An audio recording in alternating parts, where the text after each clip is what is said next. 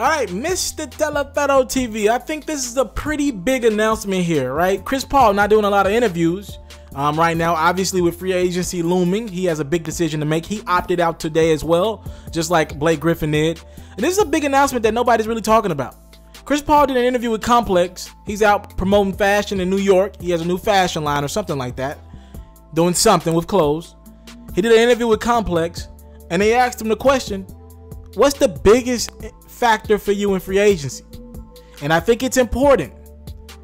Chris Paul didn't say anything about winning. He said, and I quote, "My family is the most important thing to me and what they want to do in free agency." Chris Paul's got kids. He has a wife, and his wife and Chris, by the way, great people. They do a lot in the community. They do a lot of giving back. Chris Paul doesn't get talked about enough for the things that brother does giving back.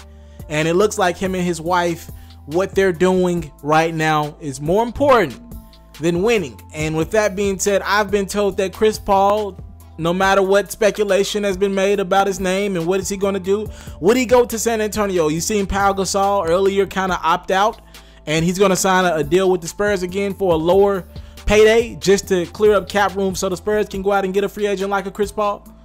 I've been told that Chris Paul ain't thinking about going to other teams. His mind is on staying in that Los Angeles market. He's comfortable. It suits his personality, his style, what's he want to do with his business world. He had a lot of good brands getting off the ground. Jordan is allowing him to kind of move around a little bit more and do more things than just the shoes. Chris Paul is comfortable just like Blake. I did a story on Blake as well. These brothers don't have any intentions on leaving Los Angeles. What's it going to come down to is the Clippers forcing one of these guys out. And Chris Paul won't be that guy, by the way. It'll be between Blake and DeAndre. You don't trade Chris Paul. So between Blake and DeAndre, I think the Clippers need to make a decision. And when you talk about their point guard, Chris Paul is settled. I've heard a lot of people throw a lot of rumors at me, and the Pelicans make sense. Chris Paul played in New Orleans, and now that they have DeMarcus Cousins and Anthony Davis down low, you talking about bringing Chris Paul in? I think it sounds good on paper. I think it'll make for a better 2K team than it would an actual NBA team. The reality of the situation is Chris Paul loves to dominate that basketball in his hand. Boogie loves to dominate that ball in his hand.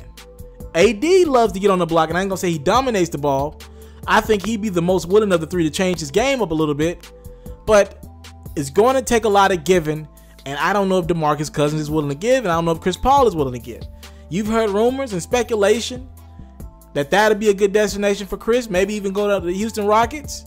They'll try to make money this offseason. Bottom line is, Chris said his family is the most important thing to him. That's a huge factor. That's a huge thing. Those words that came out of his mouth, I don't think they came out of his mouth by accident. I think they're pretty calculated. He knew they were going to ask him about free agency. Everyone's talking about it. That's a huge factor. He didn't say anything about winning. He said his family. And that's the difference between guys like Chris Paul. And I got a lot of respect for Chris Paul, but guys like him and LeBron James. Listen, a few years ago, I'm a Kobe fan. I'm a Kobe guy.